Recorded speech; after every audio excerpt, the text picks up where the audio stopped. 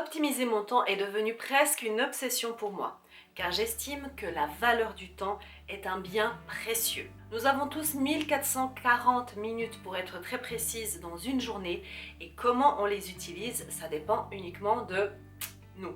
Mais ce qui est certain, c'est qu'une fois qu'elles sont utilisées, ces minutes ne reviennent pas. Donc à nous d'en faire bon usage.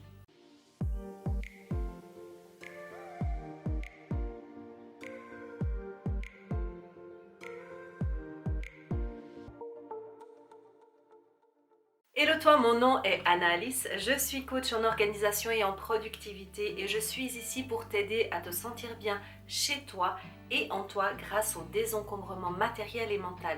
Et justement, si tu as besoin d'un petit coup de pouce, je t'invite à télécharger mon guide gratuit qui te permettra d'avoir une maison ordonnée et rangée au quotidien. Si tu es nouvelle ou nouveau ici, n'oublie pas de t'abonner ici en bas et si tu as apprécié cette vidéo, mets un petit pouce en l'air, ça soutiendra ma chaîne. On ne s'organise pas n'importe comment et justement, il y a un processus, selon mon avis, dans un ordre bien précis à mettre en place pour que ça se passe du mieux possible. Personnellement, il y a 9 choses que j'ai listées ici dans cette vidéo que je fais quasi au quotidien pour vraiment me permettre de gérer au mieux mon temps.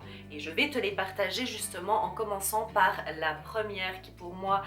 En fait, je vais vraiment aller dans un ordre chronologique, si tu veux, de comment je m'organise pour vraiment te donner une idée précise. Donc, ces conseils sont là à prendre ceux que tu veux et à laisser ceux que tu ne veux pas. Mais personnellement, je pense que tous ceux que j'ai listés dans cet ordre-là, eh bien, vont vraiment t'aider. Je commencerai par dire qu'il faut établir une routine hebdomadaire. Alors, quand je dis une routine, c'est pas que une routine, ce sont en fait toutes les tâches récurrentes qui reviennent chaque semaine. Essaye de les bloquer, de bloquer des temps dans ton calendrier, qu'il soit digital ou papier, peu importe, mais tu sais que, par exemple, tous les jours à la même heure, tu vas faire ta routine du matin, de telle heure à telle heure. Bloque ça dans ton agenda parce que ça te permettra de te faciliter la vie par la suite quand tu organises ta journée. Ensuite, pour bien organiser ta journée, il faut connaître le temps à disposition. Et oui, c'est un facteur qui est hyper important, qu'on oublie souvent en fait de prendre en compte, mais hyper important pour tout simplement savoir quel est le temps que tu peux consacrer à d'autres tâches, celles qui n'appartiennent pas justement déjà à ta routine, qui sont les tâches récurrentes comme j'ai dit précédemment. Je te conseille aussi de faire une liste. On les appelle communément les to-do list. C'est une liste où tu vas vraiment déposer toutes les choses que tu aimerais faire durant cette journée. Tu peux avoir une to-do list qui est pour ta semaine, tu peux avoir une to-do list qui est pour ta journée. Je conseille d'ailleurs d'en avoir plusieurs. Une pour simplement déposer toutes tes idées au fur et à mesure que tu as une idée, tu la notes sans savoir quand est-ce que tu vas le faire. Donc ça c'est plutôt tes to-do list de la semaine ou alors une liste qui continue si tu veux, qui ne s'arrête pas.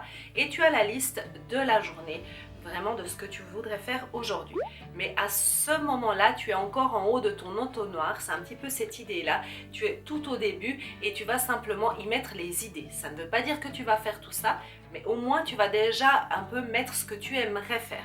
Et ce qui est hyper important, et c'est mon 4e conseil, c'est de donner un temps précis à chaque tâche que tu as mentionnée dans ta to-do list. Et là, c'est entre guillemets un petit peu le combo magique. C'est-à-dire que tout s'assemble, c'est comme des pièces de Lego que tu vas enfin assembler ensemble, ou alors le Tetris pour ceux qui sont un petit peu plus vieux, connaissaient le Tetris. Et bien tout simplement, tu connais le temps à ta disposition pour faire des tâches et tu as le temps que tu as à faire en fait par rapport à ces tâches-là. Et automatiquement, tu vas pouvoir les imbriquer et tu vas voir immédiatement si tu n'as pas assez de temps disponible ou si tu as au contraire assez de temps pour faire toutes tes tâches. Je trouve que ces deux-là fonctionnent de pair, que tu ne peux pas avoir une information et pas l'autre, parce que c'est souvent là qu'il y a le gros problème d'organisation, de gestion du temps. C'est qu'on sait qu'on a plus ou moins 2 heures, plus ou moins déjà, et puis on met par exemple des tâches à faire pour 3 heures.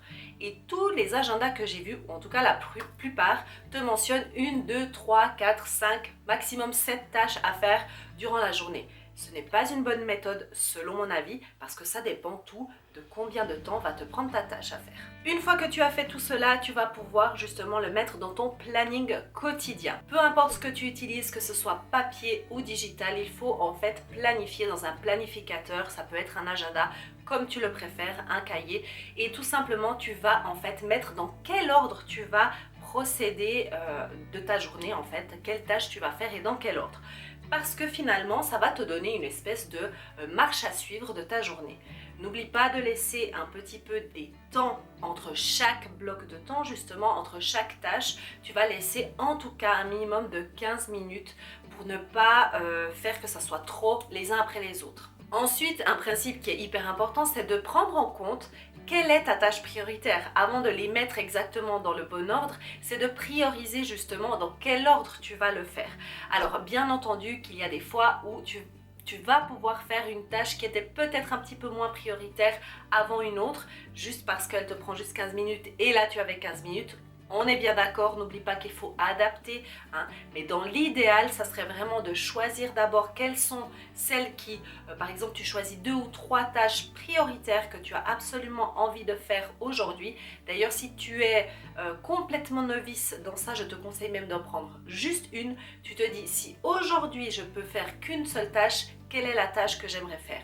Et tu la notes en priorité pour pouvoir directement commencer par ça. Une bonne façon aussi de faire un petit check au niveau de tes tâches, c'est de te dire si par exemple tu penses à cette tâche-là, il y a des choses qu'on est obligé de faire, on est bien d'accord, ça ne marchera pas pour celle-là.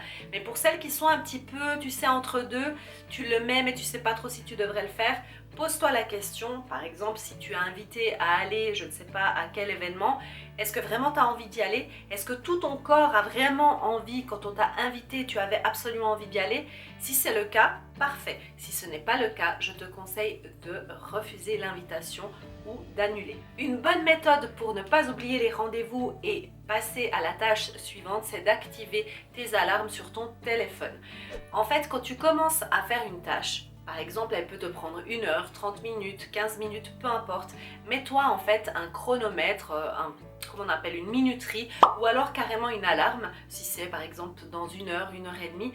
Et comme ça, tu n'auras pas besoin d'aller vérifier à chaque fois quelle heure il est que j'ai dépassé le temps, est-ce que je dois aller chercher ma fille, est-ce que...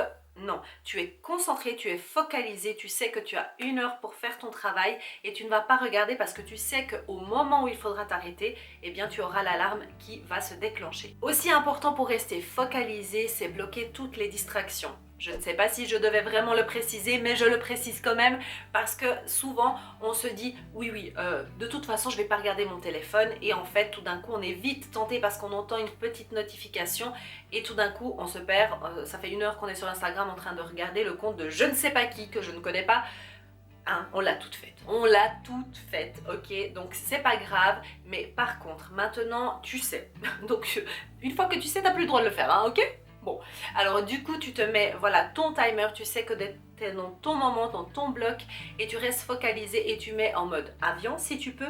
Si tu ne peux pas, sache que en tout cas sur les iPhones, tu as la possibilité de mettre la fonction ne pas déranger et d'attribuer certains numéros que tu te dis, ben voilà, si par exemple ma fille est à l'école et qu'il y a une urgence, on doit m'appeler, tu peux sélectionner certains numéros qui, quand ils vont t'appeler, ça va quand même sonner. Je te conseille aussi d'utiliser la technique qui s'appelle Pomodoro, qui est le fait de travailler par plusieurs séquences de travail, des petites séquences de 25 minutes et tu fais 5 minutes de pause.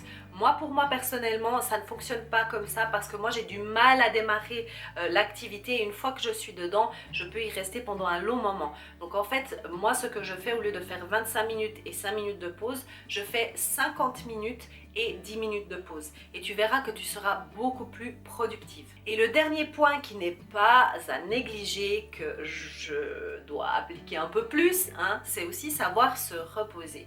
C'est important d'avoir des périodes dans ta journée quand tu as planifié où tu peux avoir un moment de calme. Ne serait-ce que par exemple ta pause de midi. Si tu n'as pas eu de pause de midi, bah, c'était un peu le rush, etc. Prends alors un moment l'après-midi pour vraiment te reposer. Et dois-je le préciser que les heures de sommeil sont hyper importantes. Il faut dormir en tout cas de 7 à 8 heures par nuit. Même si tu viens me dire que tu n'as pas besoin de beaucoup d'heures, c'est pas vrai. J'ai lu beaucoup de choses à ce sujet-là et c'est important d'avoir un minimum de 7 heures par nuit. Je voulais d'ailleurs savoir, après tous ces petits conseils que je t'ai donnés, ce sont vraiment des choses que personnellement je mets en place pour organiser ma semaine, ma journée et que j'essaie de mettre en place au quotidien. Quand je ne le fais pas, eh bien je vois que tout déraille un petit peu et que c'est pas génial génial. D'ailleurs, au moment où je ne planifie pas, parce que ça m'arrive, hein, comme à tout le monde, de ne pas planifier, de me dire ouais facile, ça va aller, et en fait la journée part en cacahuète. Et c'est vraiment parce que j'ai pas pris le temps de faire ces quelques étapes, parce que souvent on a envie d'être en action, on a envie d'y aller, on sait ce qu'on a à faire, soi-disant on y va, et en fait non. Le fait de prendre ce temps-là, ça ne prend même pas tellement de temps que ça, surtout quand tu es habitué, et en fait ça va te faire gagner du temps par la suite. Justement, je voulais te poser la question et savoir si toi tu as de la difficulté à justement planifier ta journée, ta semaine, ton mois, peu importe. Est-ce que c'est difficile pour toi? Et aussi la raison pour laquelle je te pose cette question, c'est que j'ai mis en place maintenant des consultations en ligne pour qu'on puisse discuter, toi et moi, si tu as des difficultés justement dans la gestion du temps. Tu auras deux options. La première, c'est simplement pour mettre en place un emploi du temps pour ta semaine, pour que en fait tu aies ces blocs de tâches récurrentes et mieux te rendre compte en fait de comment gérer ce temps-là. Tu as aussi une autre possibilité, c'est si tu as de la difficulté à mettre en place des routines ménage, les routines du matin, les routines du soir, les routines de tes enfants, bref, j'ai 1 heure à ta disposition pour parler uniquement de routine et de tout ce qui est de cette gestion-là du temps. Donc je t'invite à venir voir les petits liens qui sont en bas et à prendre rendez-vous avec moi. Et comme ça, on pourra en discuter. Voilà, c'est tout pour moi. J'espère que la vidéo t'a plu, que ça a pu t'aider. N'oublie pas de venir me voir sur Instagram, je suis présente quasiment au quotidien. Des fois pas tout à fait, mais j'essaye en tout cas. Et n'oublie pas d'aller voir les vidéos qui sont ici et de t'abonner à ma chaîne. Je te dis à bientôt. N'oublie pas de suivre tes rêves car ils connaissent le chemin. Bye bye. Ouais, mais c'est mal, là, j'ai mis l'appareil super loin. Ciao.